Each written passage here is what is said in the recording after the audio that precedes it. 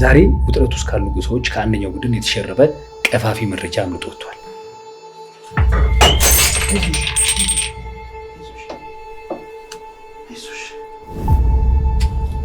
እሱ ነገር ላይ ደመደምሽ?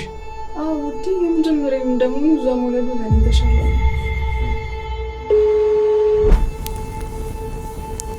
ከሐሰተኛ መረጃ የተነሳ ብዙሃን ለሞት ተዳርገዋል። ብዙ ንብረት ወድሟል።